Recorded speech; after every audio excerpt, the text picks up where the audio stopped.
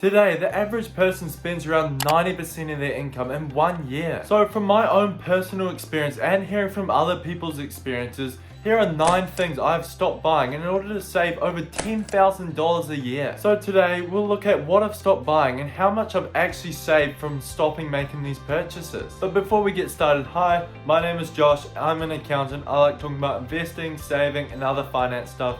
Sounds like something you're interested in? Would be greatly appreciated if you could hit that subscribe button. Alright, now let's get into it. Now the first thing I've stopped buying is coffee. Now you might be thinking, really? Coffee? But yes, coffee does add up and fast. Now today I see so many people going to get their morning coffee, whether they be at work or at uni, and sometimes even going to get a second coffee in the afternoon. Now if you're just going to buy a coffee every now and then, it's not going to add up quickly, but if you're going every day over the whole year, it's going to add up very quick. Alright, so let's have a look at how much it really is a year buying coffee. Now let's say the average coffee is around $5, assuming you're not getting an $8 Starbucks, and you're not a full coffee addict, so you're only going once a day. Now you'll be paying around $1,300 a year for coffee. Now if you were to stop buying coffee out every day, you could save over $1,300 a year. Now I'm not crazy saying stop drinking coffee completely, because I know everyone needs that little caffeine boost. However, there are much cheaper alternatives out there. For example, if you drink instant coffee, you can literally get a 10-pack of sachets for $8 to $10, meaning each coffee costs around 80 cents to $1. So making your own coffee at home 5 days a week rather than buying coffee out would actually save you over $1,066 a year. Now, second bad money habit is actually buying a car you can't afford.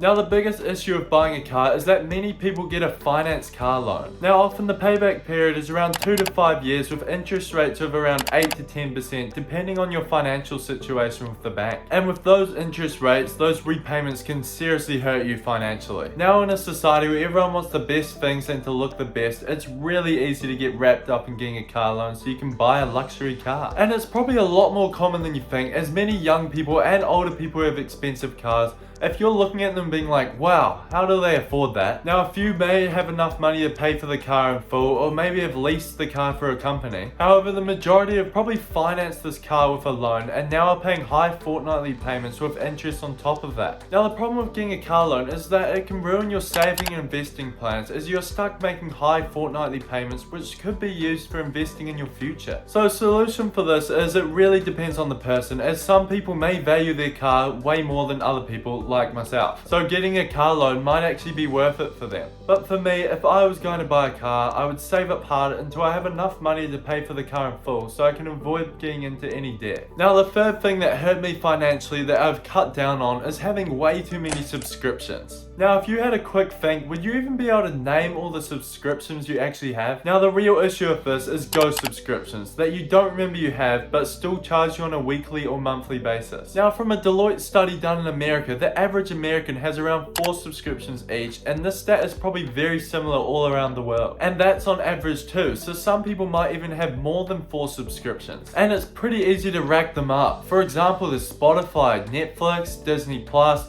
Amazon Prime, Amazon Music, and hundreds more. Now say each subscription is around $10 on average, and you're like the average person and have around 4 subscriptions each, you'll be paying around $2,080 a year on subscriptions. Now of course, if you were able to cancel all your subscriptions, you could save over $2,080 a year. But even if you just cancelled 2 of those subscriptions, and say you had a music and an entertainment one, you could still save over $1,040 a year. Now the fourth bad money habit that I've had to cut down was eating out too much. Now if you think about colleagues you have at work, or friends at university, or friends at school, think about how many of them go to buy lunch almost every single day. And I myself used to be one of those people eating out probably too much. Now don't get me wrong, going out for food with friends or even going by yourself is not a bad thing, and it is good to go out. But if you're going every single day to buy food, it's going to add up real quick. Now for example, let's say you're buying a cheap lunch of around like $10 a day and you're buying it,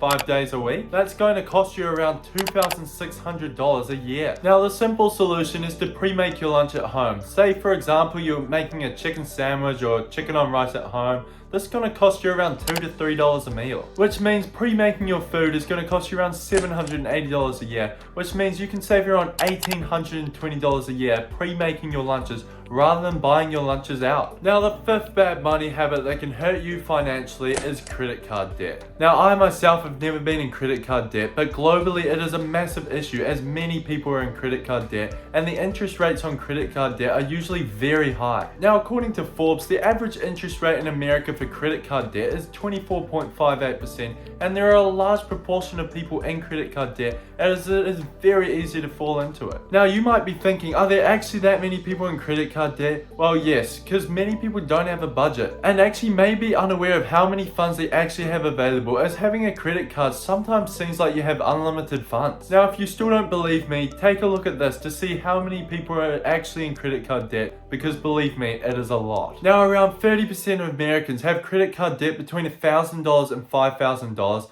A further 15% of Americans have credit card debt over $5,000, and a further 6% of Americans have credit card debt over $10,000, which means over 50% of Americans who own credit cards are actually in some sort of credit card debt. Now the simple solution to this is don't spend more than you have available. Be patient and save up until you actually have enough to buy what you want, as credit card debt can actually hurt you financially as you have to pay back really high interest rates. And credit card debt can also affect your credit scores, meaning it could be harder to get a loan from the bank with a competitive interest rate, now say for a house later on, as the bank would consider you a more risky customer. Now the sixth bad money habit that can hurt you financially is buying too much alcohol. Now for me, this has never really been an issue as I don't actually drink, but for other people this is a massive issue as alcohol is very expensive, and if you're going to buy it 2 or 3 times a week, this can add up real quick. Now I'm not saying there's anything wrong with drinking alcohol, but if you can actually cut down your spending on alcohol even just a bit, you can actually save so much more money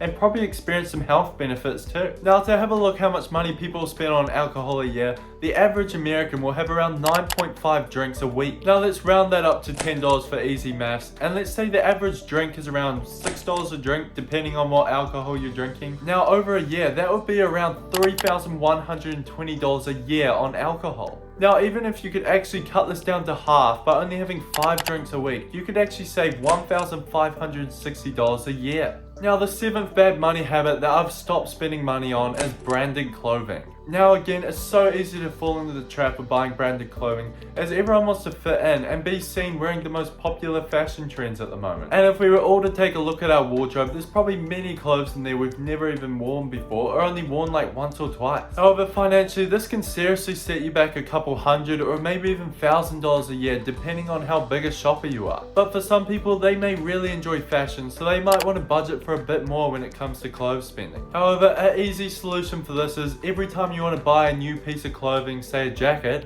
you have to get rid of at least one jacket in your closet. This way you can probably make some money back off your old clothes that you can sell, or you'll just decide that the new clothing you don't actually want enough. Now the eighth bad money habit that I've stopped doing is buying things on sale. Now of course I'm not saying buy things at full price and not on sale, but rather I've decreased the amount of purchase I make on sale, because if you think about it, when you buy something on sale, you think you're actually saving money, but you're not, because you're still spending money, which you probably wouldn't have if the good was at full price. However, seeing something on sale gives you FOMO of missing out, so you buy it and then justify it to yourself that you save money by buying it on sale. But this is just not really the case. But the biggest issue of sales is that they encourage spontaneous purchases, meaning when you see something on sale, you don't really think about why you need it, but just buy it so you don't miss out on the sale. However, if you see something on sale and can spend some time to think about why you actually need it, or if you would actually use it, chances are you probably decide you don't need it, but if you do decide you still want it, it's probably still going to be on sale the next day. Now my ninth bad money habit that's never really been an issue for me, but many people spend a lot of money on it, is the lottery. Now Americans in 2022 spent $105 billion on lottery tickets,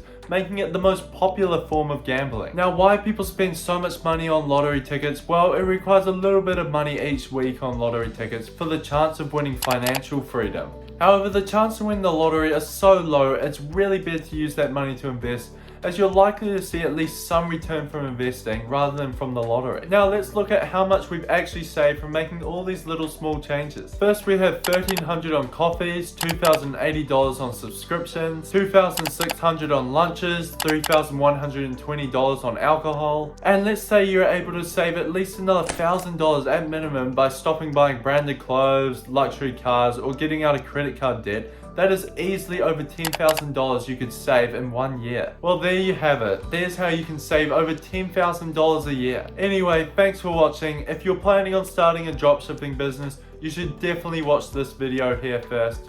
Anyway, till next time, see you later.